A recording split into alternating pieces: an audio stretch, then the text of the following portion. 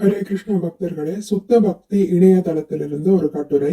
பகவானின் கதையும் கண்டாபரணமும், அசுர சிக்ஷையும் பக்த ரக்ஷையும். கௌமோதகீம் பகவதோதயிதாம் ஸ்மரேததிக்தாமராதிபட ஸ்ரோணிதஹர்த்தமேன மாலாம் மதுர வரூதஹி ரோபக்ருஷ்டாம் சைத்யஸ்ய தத்வமமலம் மணிமயஸ்ய கண்டே. மொழிபெயர்ப்பு: யோகி அவருக்கு மிகவும் அன்பான கௌமோதகி என பெயருடைய அவருடைய கதாயுகத்தை தியானிக்க வேண்டும்.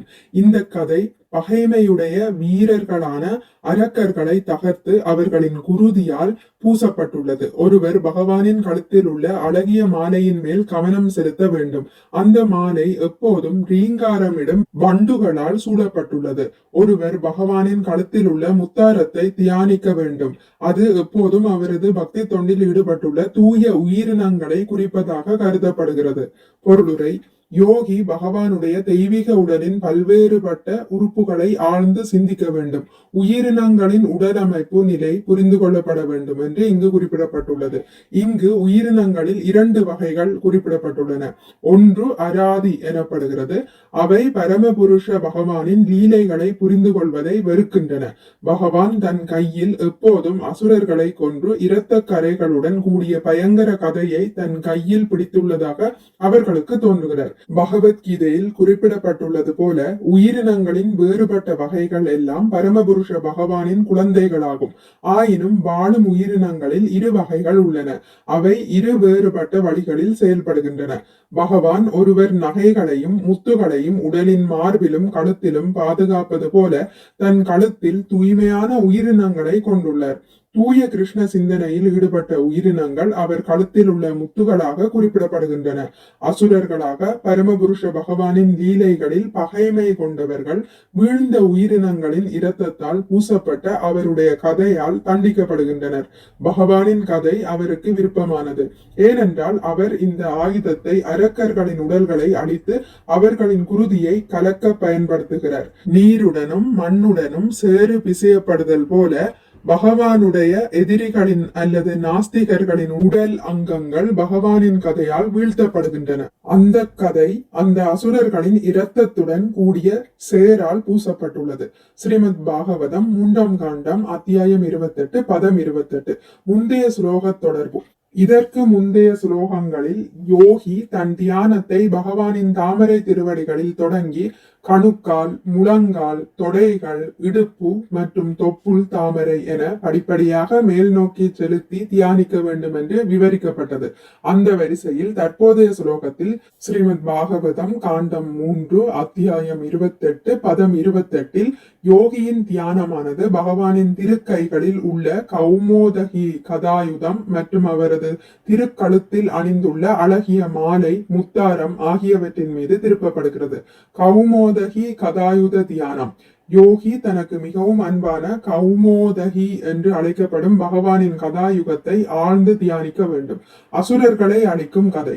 இந்த தெய்வீக கதாயுதம் பகவானுக்கு பகைவர்களான அரக்க வீரர்களை தகர்த்து அவர்களின் குருதியால் இரத்தத்தால் பூசப்பட்டுள்ளது. அழகிய வனமாலை தியானம். பகவானின் கழுத்தில் உள்ள அழகிய மாலையின் மீது கவனம் செலுத்த வேண்டும். அந்த மாலை எப்போதும் ரிங்காரமிடும் வண்டுகளின் கூட்டத்தால் சூழப்பட்டுள்ளது. முத்தார தியானம். பகவானின் கழுத்தில் பிரகாசிக்கும் முத்தாரத்தை தியானிக்க வேண்டும். இது எப்போதும் அவரது தூய பக்தி தொண்டில் ஈடுபட்டுள்ள உயிரினங்களை குறிப்பதாக கருதப்படுகிறது.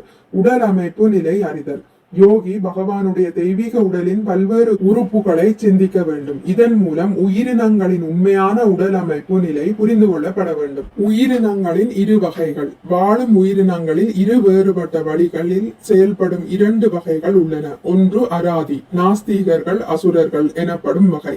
இவை பரமபுருஷ பகவானின் லீலைகளை புரிந்து கொள்வதை வெறுக்கின்றன.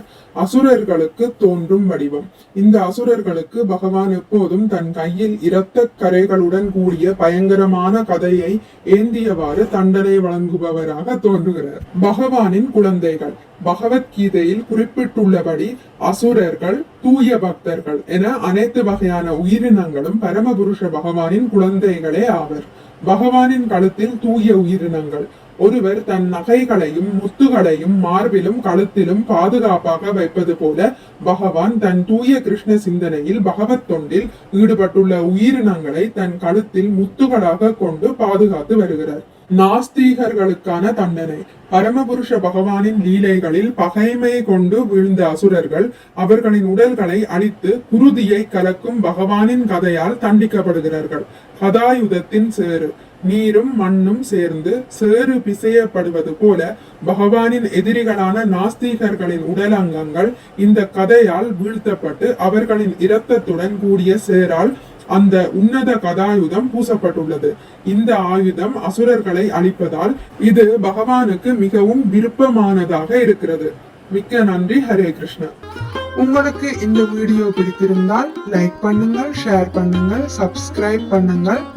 நோட்டிபிகேஷன் பெல்லை அழுத்துவதன் மூலம் அடுத்த பதிவுகள் உங்களை வந்தடையும். பகவான் ஸ்ரீ கிருஷ்ணரை பற்றி கேட்டு மகிழ்வோம். ஹரே கிருஷ்ணா.